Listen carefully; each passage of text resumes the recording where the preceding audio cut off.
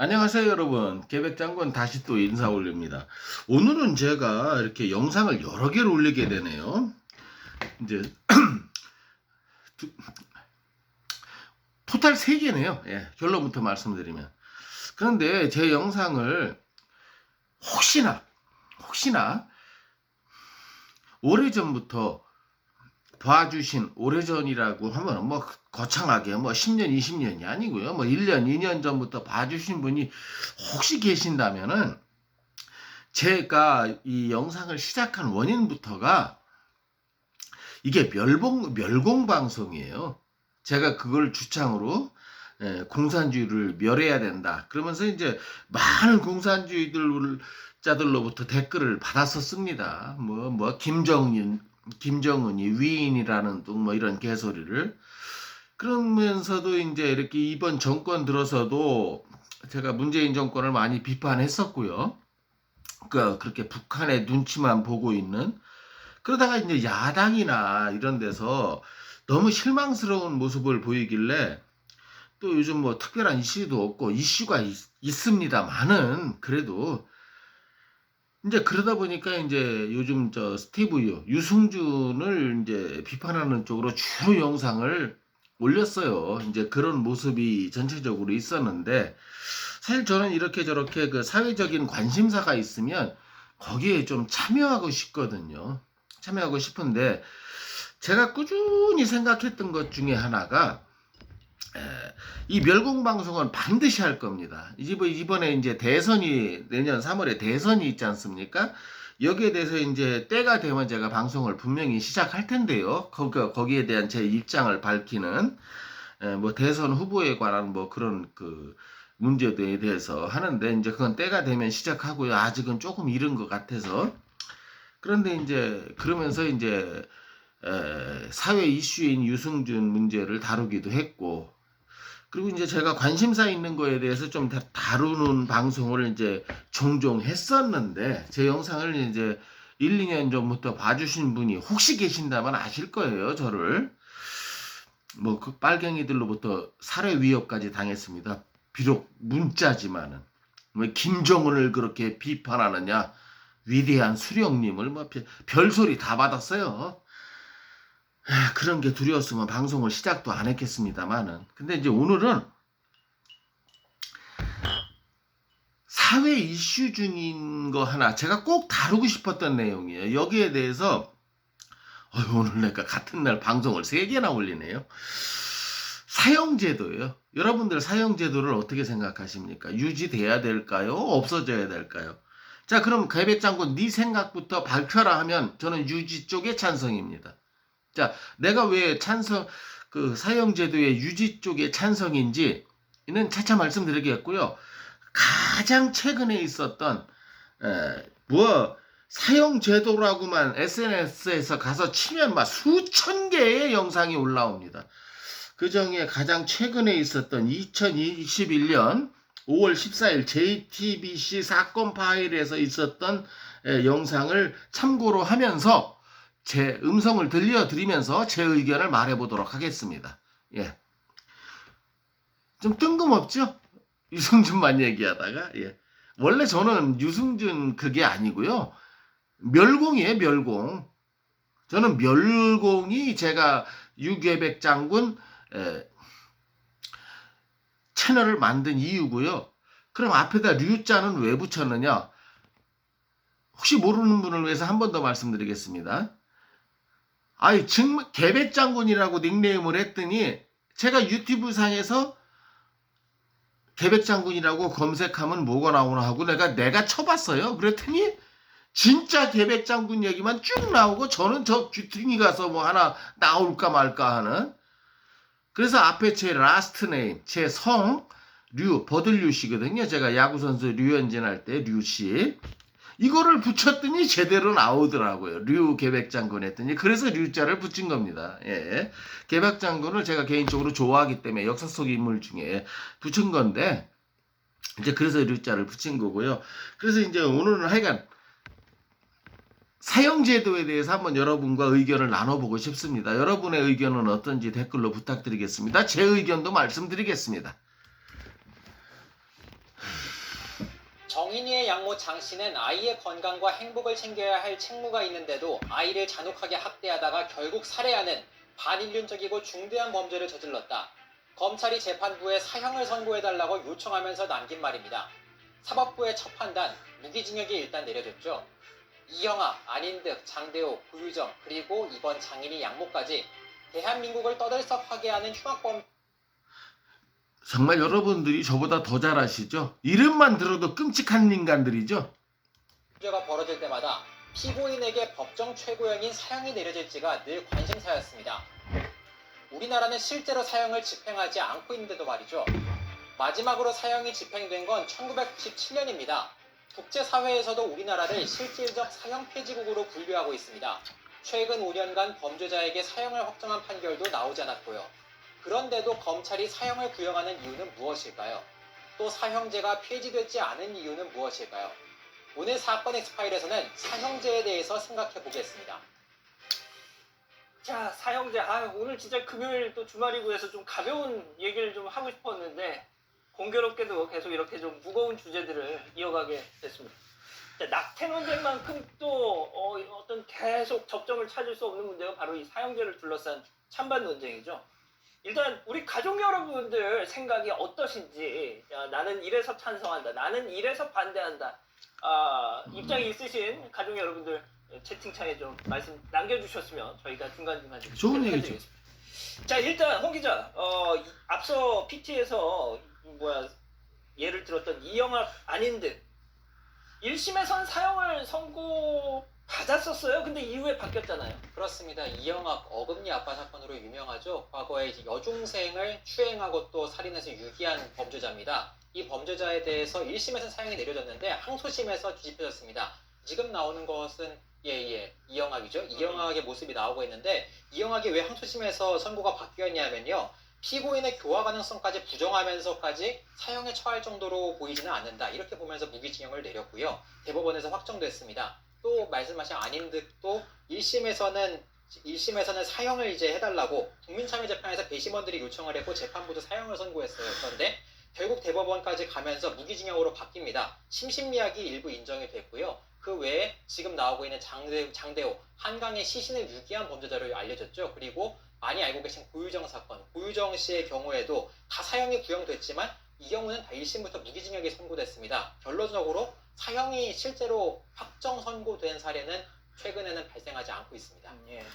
이거 이름만 들어도 끔찍한 사람들 아닙니까? 여기에 뭐 유영철이니 얼마 전에 밝혀진 화성 연쇄살인범 사건이니. 근데 이 사람들의 인권을 존중하기 위해서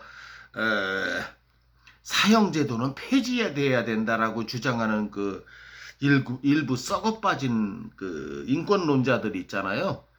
저는 지금은 여기까지만 말씀드리고 제 의견은 나중에 말씀드리겠습니다. 이게 이 사형제가 아직 법정 최고형입니다. 아직 있습니다. 근데 집행이 안 될 따름인 거죠. 어떻게 보면 이제 이게 집행이 되는지 폐지가 되는지 아니면 다른 대안이 나올지 결국은 이 정치권의 결단이 필요한 문제인데 뭐 이런저런 문제들 때문에 그냥 이것도 아니고 저것도 아닌 이 어중간한 상황이 지금까지 계속 되고 있는 겁니다. 자, 그 변호사님 좀 어떻게 생각하세요? 이 논쟁에 대해서? 그러니까 지금 얘기하신 것처럼 어정쩡한 상황이 계속되고 있는 거죠. 법조계에서도 많이들 얘기를 해요. 이럴 바에는 빨리 폐지를 하자. 98년이고 지금까지 한 번도 집행도 안 됐는데, 그리고 최근에는 2016년 이후로는 선고도 잘해요. 참고로 이 변호사는 저는 이 영상을 이미 봤기 때문에 이미 여러분들 중에서도 보신 분이 있겠지만 안 보시는 분을 가정해서 만드는 영상이고 또 보셨더라도 제 의견을 첨가시키고 싶은 겁니다. 이 사람은 사형제 폐지를 주장하는 변호사입니다. 참고로 안 하고 있거든요. 선고를 하더라도 이제 사실상 종신형처럼 쓰이고 있으니까 사형을 폐지하든 아니면 차라리 종신형을 도입을 하든 이런 얘기들이 나오고 있는데 너무나 민감한 사안이고 아마 지금 이제 우리 시청자분들도 생각들이 다 다르실 것 같아요. 이게 그러다 보니 헌법재판소에서도 이게 유지가 되는 게 맞느냐라고 한번 다투지게 되는데 일단은 이거 자체가 위헌은 아니라는 결정만 나왔거든요. 그래서 저도 개인적으로는 사실 사형제 자체는 반대를 합니다만 누구도 결단을 내리기가 쉽지 않은 상황인 건 분명히 보여요. 자, 이게 언제부터 사형이 집행되지 않았는지 좀 뭐 정리해 주시죠. 네, 저도 찾아보니까 1998년부터 이제 우리나라에선 사형이 집행되지 않았습니다. 마지막으로 집행된 게 1997년 12월에 사형수 23명에 대한 사형 집행이 한 번에 이루어진 게 마지막이고요. 그때 열도광장에서 승용차를 몰아서 2명을 숨지고 17명이 다치게 한 김용재 등이 사형이 됐습니다. 집행이 중단된 시점이 이제 김대중 정부 출범 때부터인데요. 많이들 아시는 것처럼 김대중 전 대통령 역시 사형수였습니다. 예전에 내란 음모 사건 주동한 혐의로 사형이 확정됐다가 나중에 이제 징역형으로 감형이 이루어졌고, 그 당시에 미국 정부나 교황이나 국제사회에서 구명 운동을 벌여서 결국 감형이 됐었거든요. 그래서 대통령 근데 이제 여러분들이 착각하지 말으셔야 되는 게, 일반적으로 흉악범죄를 인해서 사형 선고를 받은 사람하고 김대중 전 대통령 같은 경우에는 이건 정치범이잖아요. 그러니까 숙적 제거, 경쟁자 제거에 의한, 이걸 같은 선상에 놓을 수는 없죠. 이걸 여러분들이 참고하시기 바랍니다. 맨 뒤에 결국 이 사형이 집행되지 않았던 겁니다. 예. 자, 마지막 사형 선고는 또 언제였을까요? 2016년입니다. 5년 전인데요. 2014년에 있었던 총기 난사 사건 기억하시나요? 고성에 있는 GOP에서 총기 난사하고 수류탄을 던져서 동료를 이제 5명을 살해하고 7명이 다치게 한 범죄자가 있습니다. 임모 병장인데요. 이제 1심, 2심 군사법원에서 모두 사형을 선고했고요. 대법원에서도 사형을 확정했습니다. 무고한 전우한테 총구를 댔고 극도의 인명을 경시했다, 이런 이유로 선고됐는데요. 이 사건을 끝으로 일반 형사법원이든 아니면 군사법원이든 사형 선고는 나오지 않고 있습니다.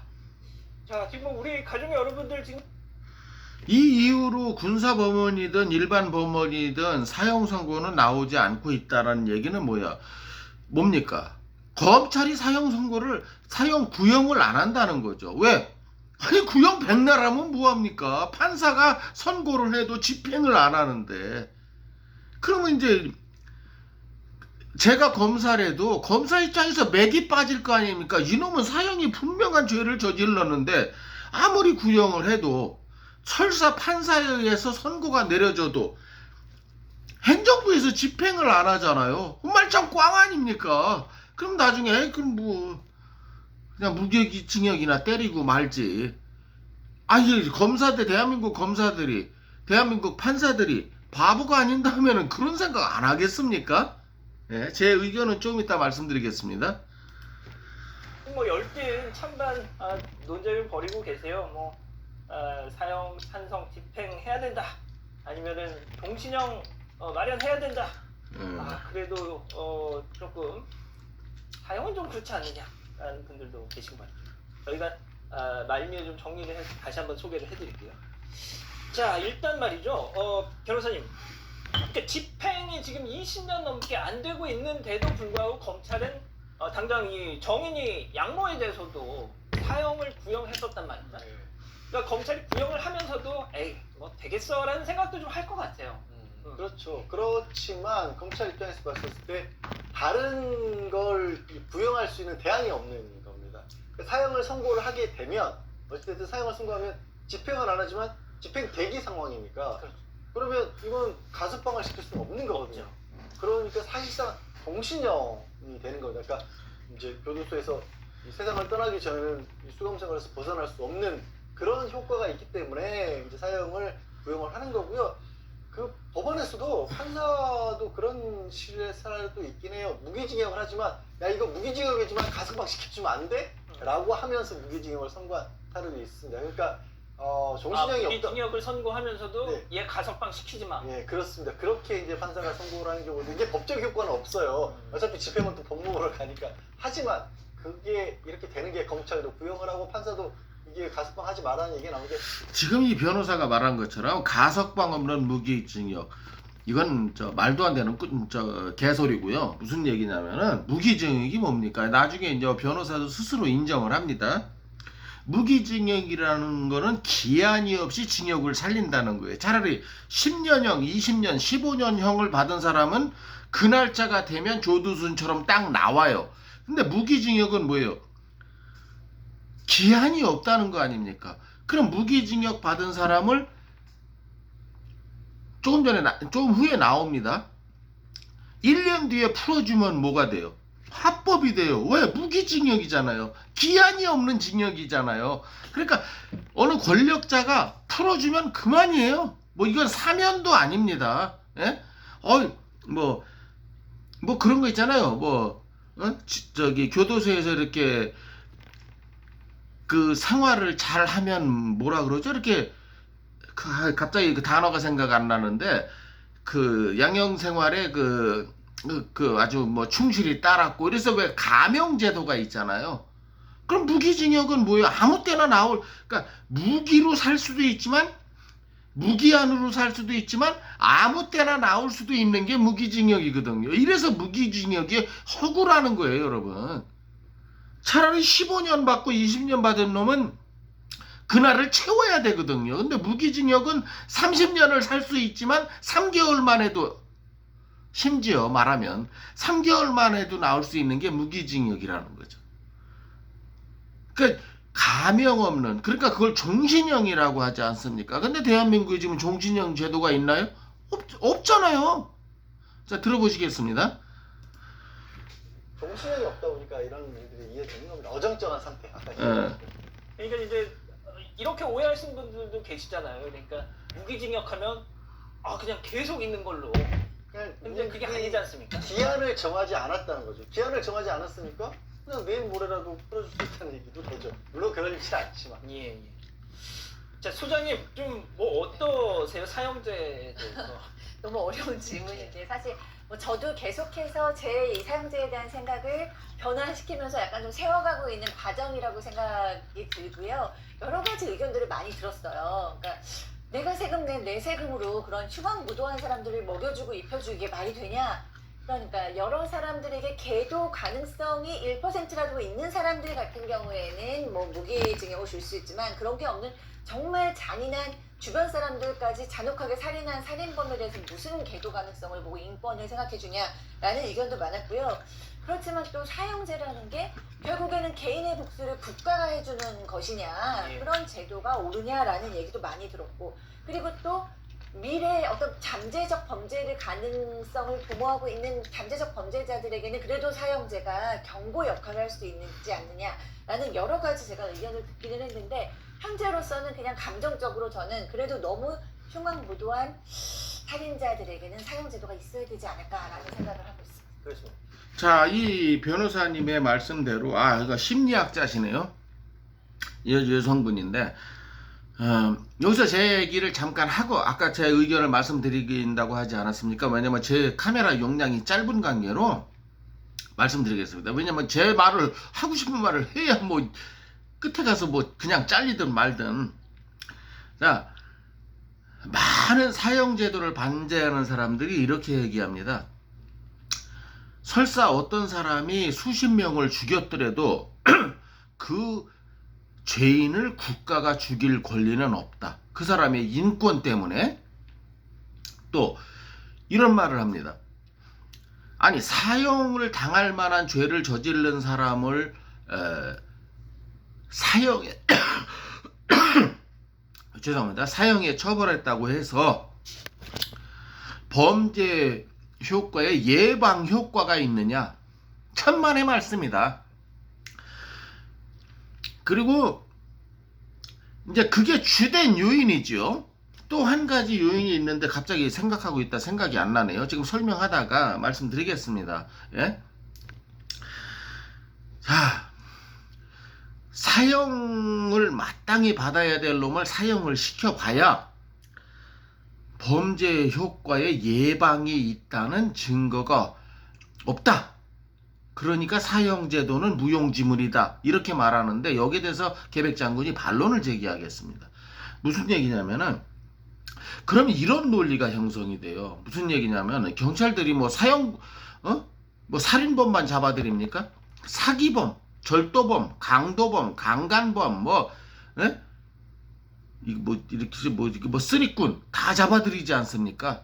그런데 그 사람들 논리대로라면은 강도범을 잡아서 처벌했더니 강도범이 여전히 줄어들지 않는다. 절도범을 잡아서 처벌했더니 절도범이 여전히 줄어들지 않는다. 예방 효과가 없다. 사기꾼을 잡아서 처벌했더니 여전히 사기꾼이 줄어들지 않는다. 그러니까 우리는 강도범, 강간범, 절도범, 사기범을 다 그냥 무죄 방면하자. 어차피 예방 효과도 없는데 왜 이 부분을 지적하지 않는지 모르겠어요.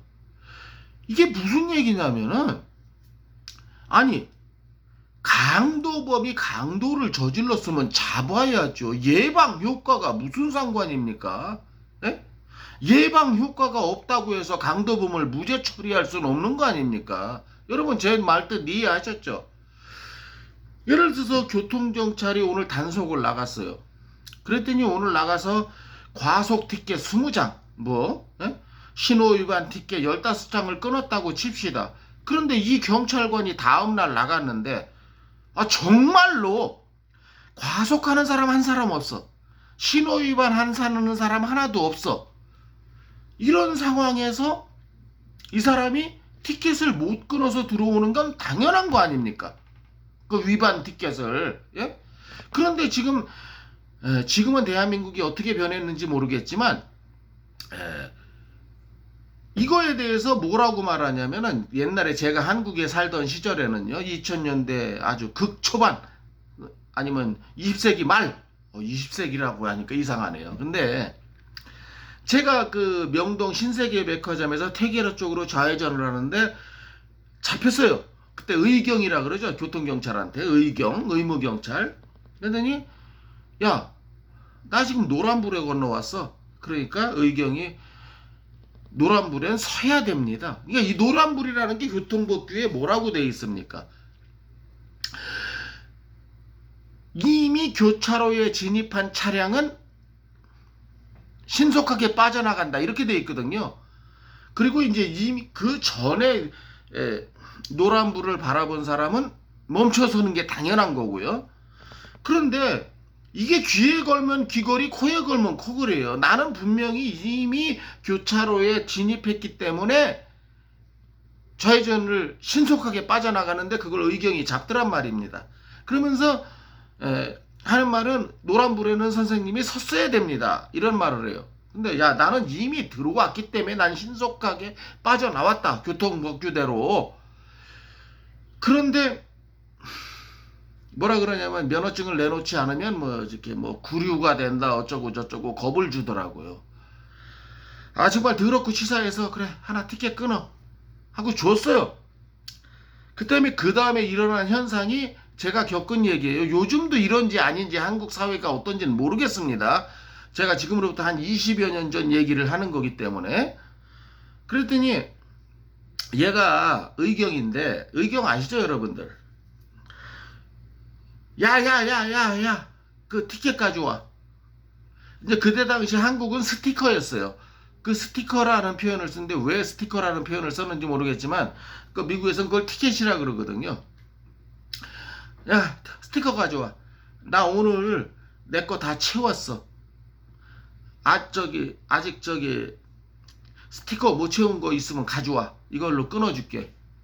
제가 기가 막혔습니다. 그러니까 말하자면 제 친구 중에도 전경 출신이 있고, 그 데모 진압하던 전경 출신이 있고 의경 출신이 있을 거 아닙니까? 근데 의경 출신인 제 친구한테 물어봤을 적에 그렇게 얘기하더라고요.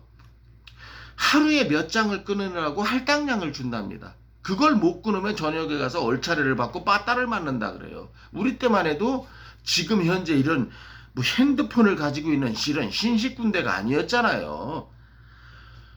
기가 찼습니다. 그러니까 내가 뭐냐면 그 의경들의 실적의 대상이 됐던 거예요, 그날. 그러니까 예를 들어서 얘네들이 그날 자기들이 끊어야 될 티켓을 다 끊었으면 어떻게 됩니까? 봐주는 거죠. 어차피 끊을 티켓도 없게요. 다 썼으니까, 가지고 나온 거. 이게 이제 국가 수입하고 직결되는 문제도 있었거든요. 한국의 정부를 보면서 한심했던 게, 교통경찰이 끊는 티켓을 내년도 예산으로 책정하는 국회가 한국 국회였어요. 지금은 아닌지 모르겠습니다만 제가 한국에 살 땐 그랬어요. 내년도에 교통경찰이 끊을 티켓이 얼마는 될 테니까 그걸 국가 예산으로 미리 책정하는, 아니 이미 끊은 티켓을 가지고 다음에 예상하는 그 국가 정책에 반영하는 건 이해가 되지만 올해가 2021년인데 2022년도 예산을 2022년도 교통경찰들이 얼마는 티켓을 발부할 거야. 그러니까 그 정도 금액을 국가 예산으로 책정하는 나라. 이게 제가 한국에 있을 때 대한민국의 모습이었거든요. 지금은 아닌지 모르겠습니다. 그런데 그걸 못 채우면 어떻게 됩니까? 전경이 아니고 의경들이 빠따를 맞는 거예요. 그럼 빠따를 맞고 나온 의경들은 뭐가 됩니까? 이거 완전히 이렇게 되죠. 그러면 내가 오늘 저녁에 들어가서 빠따를 맞게 생겼는데 앞뒤 가릴 게 뭐가 있겠습니까? 그냥 무조건 티켓을 끊는 거죠. 왜? 내가 살고 봐야 되니까. 또 자기들끼리는 협조한답시고 야, 네 티켓 가져와. 나는 티켓 오늘 책임량 다 채웠어. 물론 그것도 고참 먼저 이렇게 채웠겠지요. 뭐 쫄병이 채우려고 하면 이게 어디서 내 티켓으로 꺼내서 고참 순서대로 만들어 가겠지요. 이런 것이 한국의 현실이었어요. 물론 이건 제가 한국에 살 때 얘기입니다. 그런데 저도 그런 피해자 중에 한 명이었고, 자, 그러면 이것이 사형제도와 무슨 관련이 있는지, 예? 제가 아까 말씀드렸잖아요. 이런 식으로 예를 들어서 병역이랍니다. 죄송합니다. 하도 요즘 병역 얘기를 하다 보니까 입에 붙었네요. 유승준 개새끼 때문에. 예. 그러니까 사형제도도 마찬가지입니다. 이게 어떤 사람이 사형을 받을 만한 죄를 저질렀는데 사형을 언도해도 어차피 뭐 검찰이 구형을 하든 판사가 선고를 하든 어차피 안 되니까 나중엔 판사들은 뭐라고 하겠습니까? 검찰은 구형도 안 해요. 판사는 선고도 안 해요. 왜? 어차피 실행이 안 되니까. 그럼 이게 무슨 모순이 생기냐면요. 제가 교통경찰 얘기도 했지만서도, 예. 그러면은 오히려 사형을 받을 만한 죄를 지은 놈이 보호받는 이상한 세상이 돼버려요. 예를 들어서 내가 사람을 20명, 30명을 죽여도 국가로부터 나는 내 생명을 보장을 받아요. 거기다 무기징역을 받으면 징역형을 잘 살았다고 해서 감형을 받고 또 출소도 돼요. 종신형이라는 제도가 없는 한, 예? 종신형이라는 제도가 없는 한 이런 말 같지도 않은 상황이 발생합니다. 또 종교적인 말씀을 하나, 이거는 이제 기독교인들이 알아들을 말인데요. 이제 기독교인들이 아니신 분은 가볍게 들어주시기 바랍니다. 자, 보세요. 유영철이 죽인 사람이 몇 명이니까 2명인가 3명이잖아요. 22명인가 3명 중에는 그러니까 22명인가 3명은 죽었는데 유영철은 오히려 국가로부터 생명권을 보장받고 있잖아요. 어찌 됐든 간에 보장받고 있는데, 그러면 이제 이걸 종교적으로 따지고 들어가면 무슨 모순이 생기냐면요. 이제 기독교의 하나님 얘기입니다. 기독교는요, 어떤 죄를 지어도 회개만 하면 용서받는다고 가르치는 종교가 기독교예요. 그런데 아무리 네가 인생을 잘 살았어도 예수님을 믿지 않았으면 이유 불문하고 지옥 간다고 가르치는 게 이게 또 기독교입니다. 여기에 대해서 기독교인 저도 불만이 많아요. 하나님한테. 예? 무슨 얘기냐면 예컨대 어떤 여인이 퇴근을 하다가 회사 업무를 마치고 그날 퇴근을 했어요. 근데 집을 가기 위해서 뚜벅뚜벅 골목길을 걸어가고 있었어요. 자기 집을 향해서. 그런데 유영철이가 다가와서 막 때리고 폭행을 하고 어떻게 해서 이제 강간을 했어요. 강간한 것도 모자라서 또 살인까지 했어요. 근데 이 여자가 해필이면 불교 신자예요. 그러면 기독교적인 논리로 봤을 때는 이 여자는 강간당한 것도 억울하죠. 그로 인해 살인당한 것도 억울하죠. 근데 죽어서 하나님 앞에 갔더니 너 지옥 가래요, 하나님이. 하나님, 제가 이렇게 억울하게 죽었는데 지옥까지 가야 되겠습니까? 가야지. 예수 안 믿었으니까. 내가 성경책에 써놨잖아. 예수 안 믿으면 이유 불문 지옥이라고. 넌 지옥 가야지. 이걸 소재로 해서 만든 영화가 밀양이라는 영화 아닙니까? 전도연 주연의? 예, 여러분들 그 밀양이라는 영화를 보면서 아주 답답함을 많이 느끼셨죠? 저도 많이 느꼈어요. 근데 죽은 사람한테는 기회가 없다는 게 기독교예요. 근데 산 사람한테는 기회가 있다는 게 기독교예요. 무슨 얘기냐면 산 사람한테는 무슨 기회가 있느냐? 회개할 기회가 있다는 거예요. 그러니까 그 여자를 성폭행하고 죽인 놈은 회개하고 천국 갈 수 있고, 마치 예수님의 우편 강도처럼, 예수님이 십자가에 매달렸을 때 오른쪽에 있는 강도가 주여 나를 구원하여 주시옵소서, 그러니까 그 죽기 30초 전에 구원받았잖아요. 그래서 어떤 사람은 그렇게 말합니다. 세상에서 할 짓 다 하고 나쁜 짓 다 하고 속된 말로 여자 100명 200명 한번 따먹어보고 죽기 30초 전에 구원받은 예수님 우편 강도가 제일 현명한 인생을 살았다, 이렇게 비꼬는 사람도 있지 않습니까? 예. 그러니까 유영철은 아직도 회개하고 천국 갈 기회가 있어요. 근데 그 사람한테 강간당하고 살인당한 여자는 지금 지옥에서 지글지글 타고 있어요. 삼겹살 타듯이. 왜냐면 성경책에 소금을 뿌려가면서 태운다고 했거든요. 물론 이건 은유법이겠지만, 예, 어쨌든 은유법이든 사실이든 아니든 제가 지옥이고 천국이고 안 가봐서 모르겠습니다만은. 그러니까 이런 현상을 국가에서도 똑같이 따라한다는 거예요. 그래서 저도 이런 기독교 교리에 대해서 상당히 불만을 갖고 있어요. 내가 기독교인이면서도. 어떻게 사람을 20명, 30명 죽인 사람한테는 회개의 기회를 주고 그 사람한테 맞아 죽은 사람은 회개의 시간도 없이 기회도 안 주고 지옥으로 가야 되는 건지. 자, 이건 종교적인 관점, 특히 기독교적인 관점에서 말씀드리겠습니다. 영상이 길어졌습니다.